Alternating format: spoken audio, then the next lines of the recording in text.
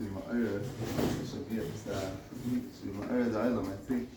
I feel that this Eretz already happened, just knowing that he's here. Because before he even walked in, it says, we're not called Torah, so people have to start from that.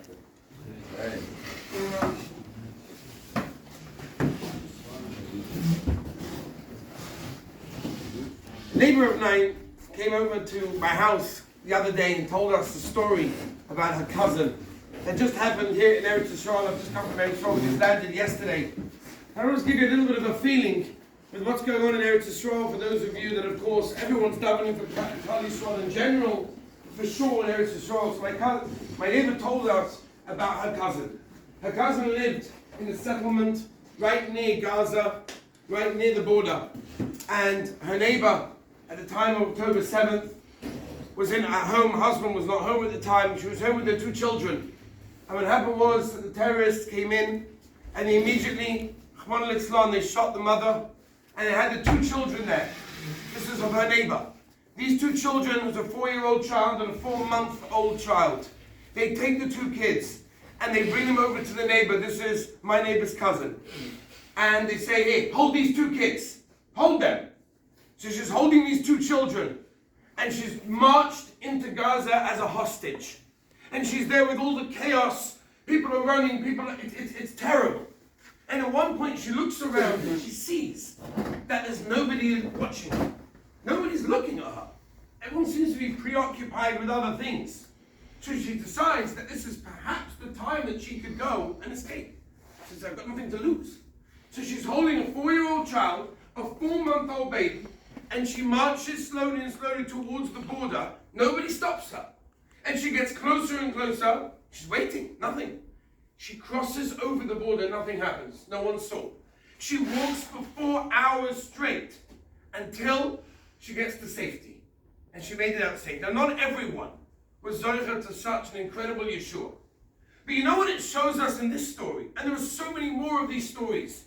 Is that Hashgacha Pratis, that if the Rabbi Shalom wants something to happen, it's going to happen. And there's nothing to be worried about in any situation that the Rabbi Shalom does in the world. A brother came over to me, and I think this is a Neurez Gazah. A brother in 2023 says to me, Rabbi, teach me Yiras Shamayim. That's what I want.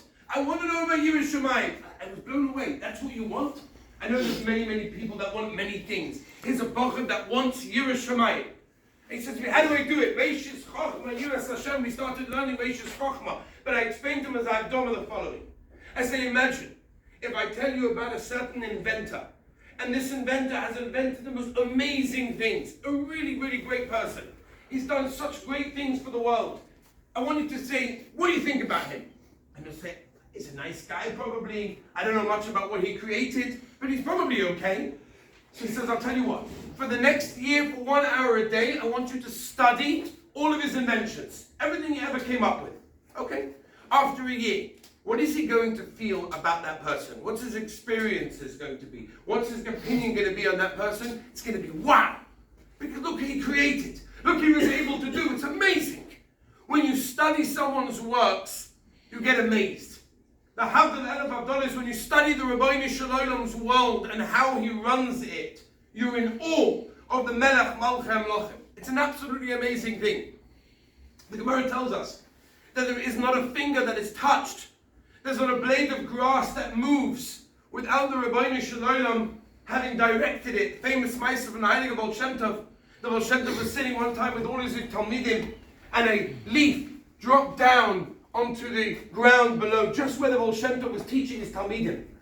And his Talmidim just looked at it. And the Baal Shem Tov said, as we know, Tanya brings down and others, you can learn from everything in the world. There is nothing in the world that you cannot learn from. And the Baal Shem Tov stopped his shir and he said, Rabbi, I want to tell you something. And he went over to the leaf and he slightly picked it up and he saw a little worm over there. And he said, look, the Rabbi Shalom was geyser that this worm needed shade. Unfortunately, there was too much sun, it was too hot, and therefore that leaf specifically fell at that exact time from that exact location and fell exactly on that blade of grass, so that worm should be able to get the shade. Zug the Heilige Baal Shem Tov, there is nothing in the world that happens stum. Absolutely everything happens with a reason. The Medrash tells us about Rabbi Shimon Bar Yochai when he came out of the cave and he saw certain birds were flying in different directions. They were trying to hunt them. They were trying to get them down. The Medrash tells us that the Baal Shem Tov heard a baskol of exactly which bird would be captured, would be killed, and would be able to go free. Says the Medrash, you see from there, every single thing has a direction. Every single thing in the world has a purpose, and every single thing has a reason that it's here, and there is a reason that it happens. We know the Aseret Adibros, Anoich Hashem Elokecha, Asher Hotzitziach Me'eretz Mitzrayim, took us out of Egypt. We know it's a great question that the Rishonim asked. The Rosh asked the Kasha. He says, I don't understand.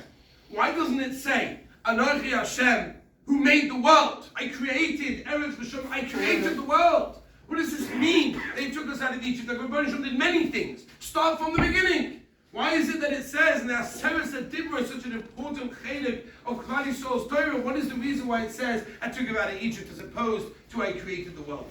Zuk the Rosh and many others.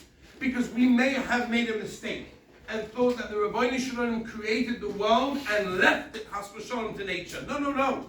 What the Aseret Adibros is teaching us is that the Rabbi Shalom created the world and it's continuing to direct this world, to make sure that everything is happening exactly in the right way. And that is exactly what's going on when it comes to Yetzias Mitzrayim. You know, there's nothing more cruel than when someone's talking to you that you don't answer back, that you don't want to talk to them, or you don't have time for them. It's a really horrible feeling. If you've ever experienced it yourself, it's horrible. I want to talk to someone, I want to build a relationship with them, they're just not interested. The Rabbi Shalom, through Hashgacha Pratis, is talking to every single one of us. He talks to us in our lives, and we have to listen, and we have to respond. Because if we don't, then Chas v'Shalom, we're not listening to all of the messages that the Rabbi Shalom is giving us. I want to tell the Olam a Gavaldiga Maisa, absolutely amazing Maisa, which again also happened in Eretz Yisrael just before. And it was a yeshiva bacha. And Rabbi said, this story, I told it to the bacha before I left, is the most unbelievable story, and there are so many messages from that story, and we'll end with that. A yeshiva bacha went to visit a friend of his that was in the hospital never. And he's sitting by his bed in the hospital in Yerushalayim, and he's schmoozing, being Mevakshei, being Mechazakim, beautiful. In the same room, there's an army soldier, there's a soldier from the army that never got injured. And he also has a visitor there. We're visiting him. And after a little bit of time, the conversation goes out from the visitor, from the soldier, and the visitor of the yeshiva bacha. No, why are you not going to the army? Why are you not in the army? Unfortunately, these conversations do happen. And the yeshiva bacha said, listen, I do my part. We sit in the base medrash, we learn. And he says, nah, it doesn't do anything, backwards and forwards. And the yeshiva bacha says, you know what we just did recently? We took upon a soldier.